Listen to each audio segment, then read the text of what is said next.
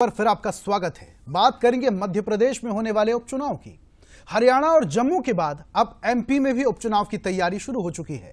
आज श्योपुर दौरे पर रहेंगे मुख्यमंत्री मोहन यादव और बीडी शर्मा। विकास कार्यों की सौगात भी मुख्यमंत्री मोहन यादव देने वाले हैं और श्योपुर से विजयपुर सीट को साधने की कोशिश भी होगी। विजयपुर से रामनिवास रावत बीजेपी के प्रत्याशी हो सकते हैं। प्रत्याशी के नाम का बीजेपी जल्द ऐलान भी कर सकती है।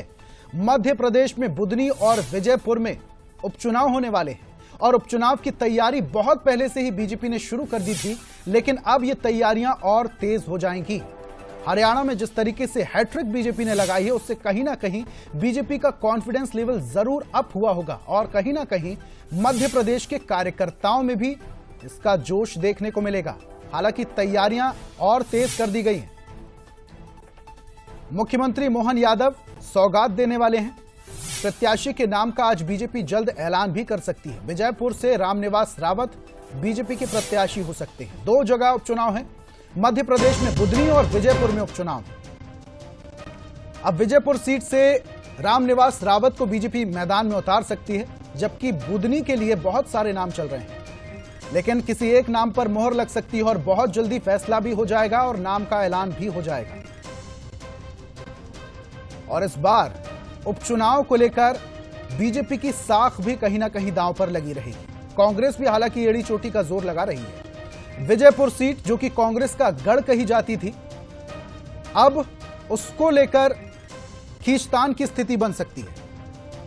और ज्यादा जानकारी के साथ हमारे एग्जीक्यूटिव एडिटर मनोज सैनी जी जुड़ेंगे। सीधा रुख करते हैं उनके पास। मनोज जी, हरियाणा में जिस तरीके से मध्य प्रदेश के मुख्यमंत्री ने रोड शो की, सभा की, 6 सीटों पर रोड शो किया, 5 जीते। जम्मू कश्मीर में 1 सीट सांबा पर रोड शो किया, जनसभा की, वो भी जीत गए। अब ये जीत के साथ साथ कहीं ना कहीं मध्य प्रदेश के मुख्यमंत्री के कंधों पर इन उपचुनाव को जिताने की भी बड़ी जिम्मेदारी हो सकती है। मनोज जी, देखिए, स्वाभाविक है कि जो भी वर्तमान में चाहे भारतीय जनता पार्टी के प्रदेश अध्यक्ष हो बीडी शर्मा या मुख्यमंत्री डॉक्टर मोहन यादव हो, जिम्मा तो इन्हीं लोगों के पास है, तो इन्हीं को जिताना है और इन्हीं को मेहनत भी करना है। लेकिन महत्वपूर्ण इसलिए हो जाता है कि रामनिवास रावत जो विजयपुर उपचुनाव होने की हम चर्चा कर रहे हैं, कल हमने देखा बुदनी में मुख्यमंत्री डॉक्टर मोहन यादव पहुंचे थे, शिवराज जी के साथ थे, कई तरह की सौगातें उन्होंने दी। तो उसी तरह की तैयारियां विजयपुर में। विजयपुर अलग तरह का मिजाज रखता है। यहाँ से लगातार कांग्रेस चुनाव जीतती रही। यदि एक बार छोड़ दिया जाए, जब बद्री वहां से चुनाव जीतने में सफल रहे थे, जो अभी भी भारतीय जनता पार्टी से हालांकि थोड़े दिन पहले ही उनको उपाध्यक्ष बनाया गया है एक निगम का, तो कहीं राहत की सांस ली होगी बीजेपी ने। लेकिन बीजेपी इस बात को समझ रही है।